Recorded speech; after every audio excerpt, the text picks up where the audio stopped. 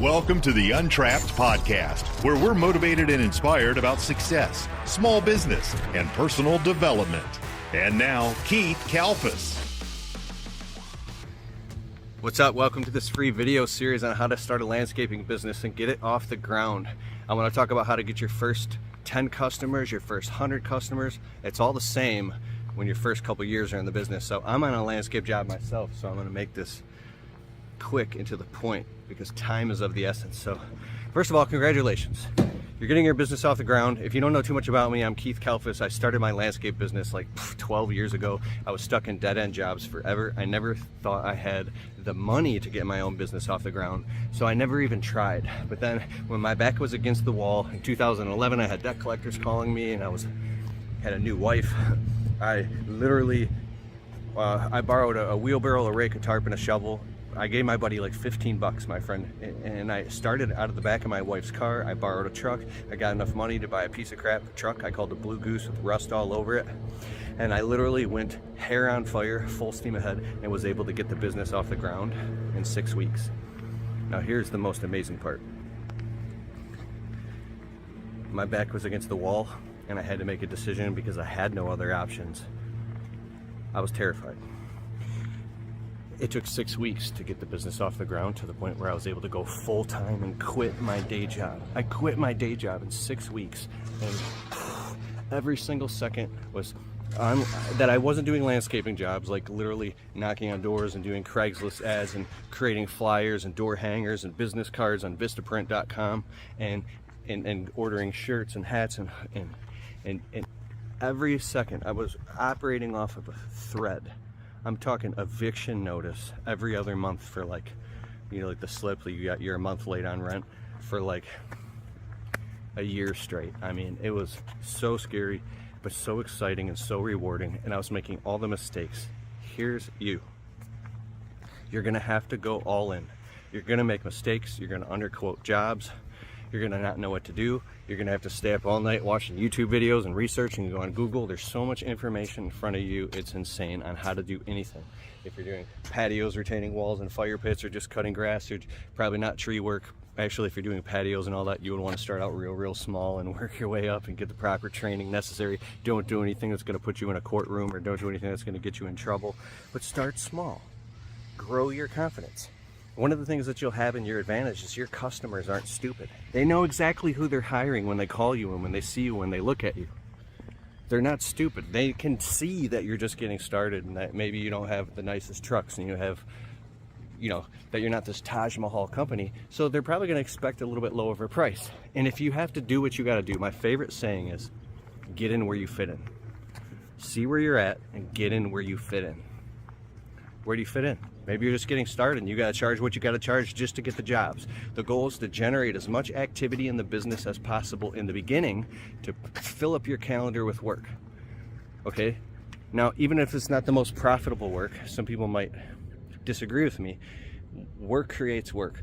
If you could just get out there and get your first customer, how much should you charge? I don't know. If you got to pay yourself 20 bucks an hour at your basic job, triple that. 60 bucks an hour. Okay, so if it takes you could do 2 lawns in an hour, you got to get a minimum of 30 bucks a lawn. All right, if you're going to go work all day at 60 bucks an hour, 6 times 8 is 48. That's $480 in a day. So back in the day when I started, the goal was to try to get 200 to 300 bucks a day is the minimum for working as a freelancer. Now I'd say it's more like 300 to 500 minimum.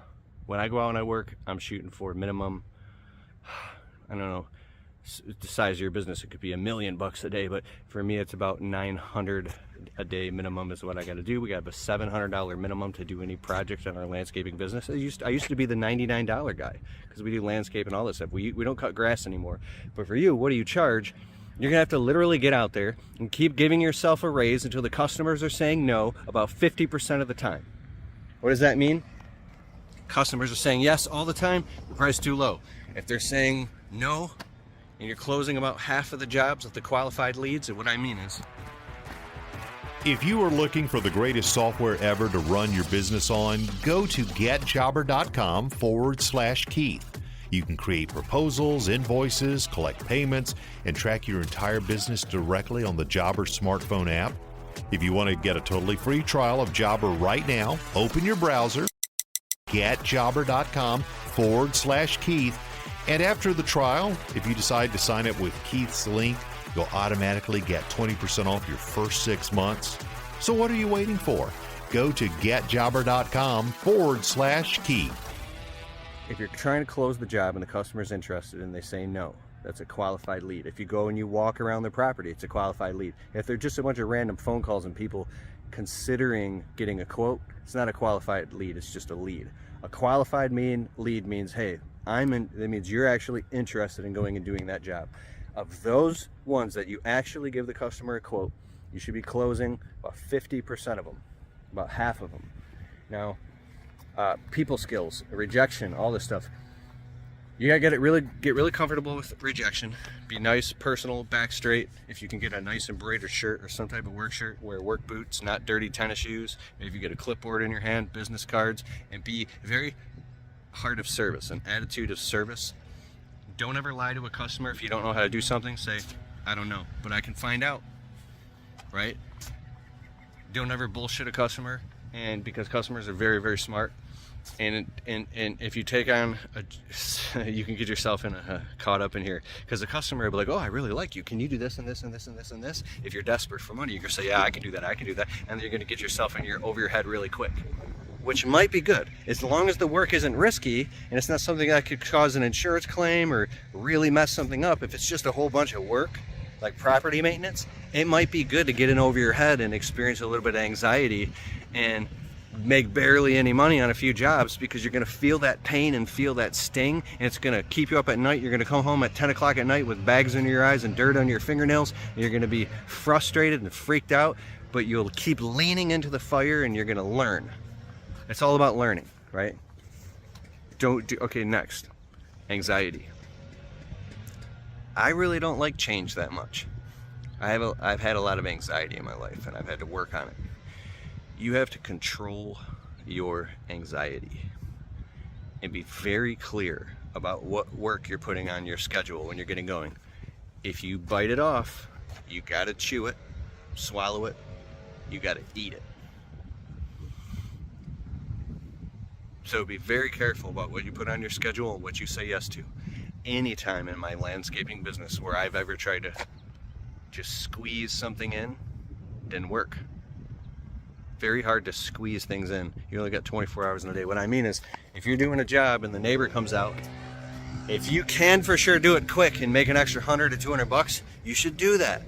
But be aware it might push you into 6, 7, 8 o'clock. There's a difference between what's going on in your head and what's going on in reality. Live and die by your calendar. Get a Google Calendar. You probably already got it on your phone. It's free. And make sure you put everything on a schedule. The moment it comes into your stratosphere, to your circle of influence, every time you make a promise to a customer, whether it's to give a quote or to do a job, by habit, you want to take your Google Calendar out immediately. I'll color code it green. Mrs. Jones, quote. Give them a window. I don't ever say I'll be there at 9 a.m. because it might be 9:30. They'll be pissed. Say I'll be there between 9 and 11 a.m. You give them a window, and then you give them a 30-minute heads-up call when you're on your way. This is going in your calendar. So when you're face-to-face with Mrs. Jones, let's say you're cutting a lawn or you're trimming shrubs, and then a neighbor walks up and it's Mrs. Jones, and she's like, hey, I want a quote to do my stuff down the street. Go do it right away. Go do that quote. Give her, lock down that job, get a signature and a deposit, or get that on the schedule now. But if it's something that you can't get to, for instance, I just had a walk-up and I was able to close a $2,000 job right before this video. I'm doing another little job over here for $750.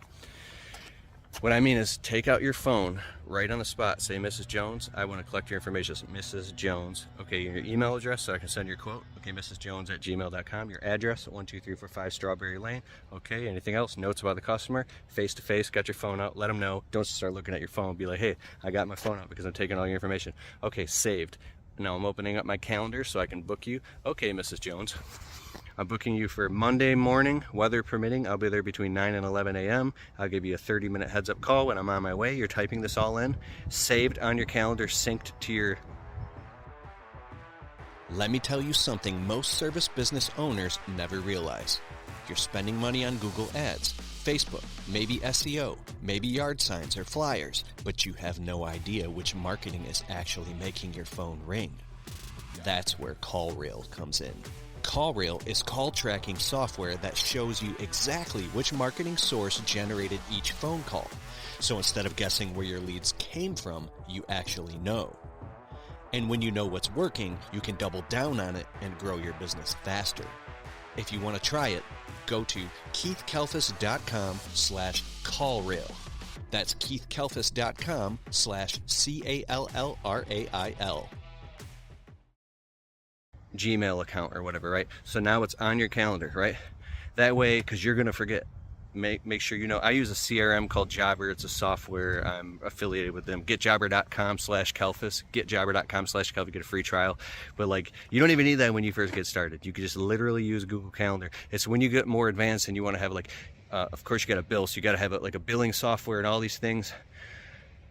Get going, get some money, and then get something like Jobber and get all that other stuff. You're gonna need it, trust me.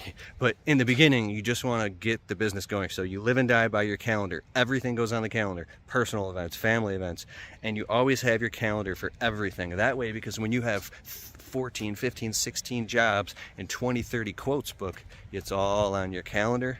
And now I want you to start paying attention to how long things take and document them either on a stopwatch, a clock, or on your phone, or on a note, or in your head at least.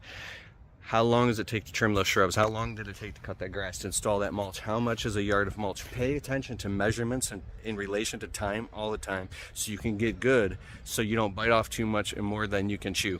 And then if you start taking on jobs that are more than you can chew, I want you to do the 30% rule. You got to book in 30% extra time of what it would actually take. Let's say you book a job. That is it depends on the size of the job. If it's like a 5-day job, you might book an extra 10% time.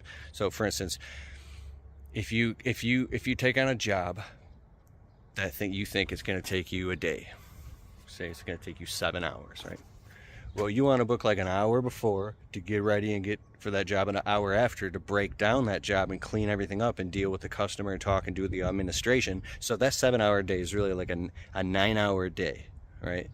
The reason that's important is because if you got a little tiny job, this job's going to take us 3-4 hours. It's good. Well, how long does it take you to communicate with the customer, go get the little mulch, and then, trim the shrubs or cut the grass or do the thing, and then it takes you till 2:30 p.m. You thought you were going to get that shit done by 11:30 or at noon, but you didn't think about lunch and all. So you got to be very practical and tactical about how long shit takes. And when you get better and better and better at this, and you start closing these jobs at a 50% margin rate, then you want to get into the 50% profit margin. What is this? Here's the golden rule. This will make sure you'll never lose money. If you quote a job and you think the job is going to cost you $800 to do the job, for the mulch, the materials, you got to pick up a shovel and a wheelbarrow on the way, put that in there, all that stuff, not including your own personal pay. Times it by 2. Excuse me. Charge $1,600 for that job. If you can take whatever, now what if you don't know how much it costs because you haven't been doing this long enough? That's okay. Take your best math that you can possibly come up with to what it will cost you to do this job. Say, hey, I really think this job is going to cost me about $300. Times it by 2 and charge the customer. Submit the quote. Tell the customer it's going to be $600. That way, when the whole job is done, you're going to make that $300 profit. And if something goes wrong, you'll still make $200 profit. If you don't make that 50% gross profit, at least you'll make 35%. But you got to make money. And I want you to think, here's the next thing I want you to think about when you're quoting these jobs and selling to customers. And don't ever give a customer a price on the spot verbally until you get really, really good at this. Because there's implied and expressed. Implied means you're giving a customer a vote. You think that they know what you mean, but expressed means in writing. Whether you send them an email or a text message, or you have something formal, like we use Jobber, or email so they know. I created a group called the Untrapped Alliance where we go live every other Wednesday night in a controlled environment. I'm sick of scrolling on social media. I'm sure you are too. Let's get focused on our businesses. We already started the group, so if you join at keithkalfas.com/alliance, you can get access to the replays. And the bonus is we're gonna have special guest experts who run multiple 6- and 7-figure businesses. They're gonna come on and teach us how to do sales, marketing, persuasion, close higher ticket jobs. These are people who got their shit together. And I'm really excited to have them on. Go to keithkalfas.com/alliance. I'll see you on the Wednesday night call. Let's go. This is the most important thing of it all. Don't tell the customer a price until if you have to go, hey, give me 5 minutes, I gotta go sit in my truck and crunch some math, I'll be right out. A professional contractor who knows he's not good enough at this math, especially if it's a bigger job, knows to not give a price on the spot unless you're really freaking good. I think I'm really good. I can give quotes up to 15 grand on the spot because I've just done this my whole life, right? But go in your truck, crunch some math, say, how much do I need and want to make on this job? But worst case, how much do I really need to make on this job? If I need to make $500 on this job, this is so important. Do all the math to your best possible ability, plus that rule I said, how long it take you to get there, to break down and clean up the job. What if it rains and you got to come back, right? All that stuff's going to eat into your profit margin at the end of the day. If you're walking away pissed off, which you will sometimes, you still got to say, worst case, how much do I got to make on this job to make it worth it for me so I'm not freaking miserable doing this? You got to make 500 and you got to charge 1,500. Let's say you got to charge 1,500 to do this job because you want to you got to make 500 bucks off this. You've done all the math and put your owner's profit first and say, this is what I need. So you could crunch the numbers hourly and everything, but at the end of the day, what do you need to make off this job? Then also I want you to do the math and figure out how much you need to make per day, per week, per month, per year, right? Well, you could do all that. I'm like, I need to make 20 million per year. That needs, I need to charge $346 per man hour. And I go tell the customers, like, I'm not paying you that much. Difference between what's in your head and what's in reality, right? So what do you need to do to fix that scenario? But what I'm saying is, what do you really need to make and what do you want to make, right? And so for me, it's like, I want to make 700 bucks a day is my goal, profit after all expenses. Do I make that sometimes? Yes. Do I make it other times? No. I've made a whole bunch. I've made a whole little. That's sometimes in this business, you'll work like 5 hours and make like a grand profit. And then other times you'll work like 50 hours and make a grand profit. It's just like this. So don't get up. That brings me to my final step, and it's the end of this video. Do not get upset too much when you've worked your tail off and you didn't make a lot of money. Just really quickly learn and go look at them. I go look at my own eyes in the mirror. I'm crazy. I go, don't you ever do that ever again. Now put the war paint on your face and go back out there and go crush it. Don't do that no more. We don't do that. If you have to write it down, don't do that stupid thing that made you not make no money, right? You be very careful and mindful. Stick to your guns. It's a huge internal growing, and the more you grow on the inside is the more you'll grow on the outside, right? So that was the final thing I wanted to say. Sometimes you're going to hit jackpot jobs. Doesn't mean you're taking advantage of the customer or anything. You might just have some skills that allow you to get in and out in a couple hours, and you just made $1,300 in 2 hours. We just did a job last week. It's 2,300. We are in and out in 2.5 hours. It just happened. We don't even get excited anymore when that happens. Who cares? Why? Because I know that after something like that not cool might happen. It just all equals out. But I want you to get excited. I want to encourage you, right? I want to encourage you, okay? All right, I got to go. I hope that served you. I wish you all the best of success in the world. Congratulations on your business. And stay tuned for the next video. Check your email because I'm sending you another video, all right?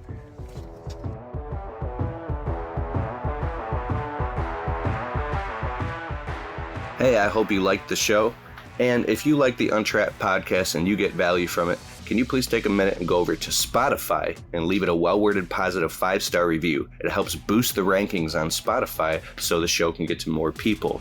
Therefore, these messages can get out to more people and inspire more people so then they can go out and start their small businesses and crush it and get to the next level. It's a huge deal. All right, I'll see you in the next show.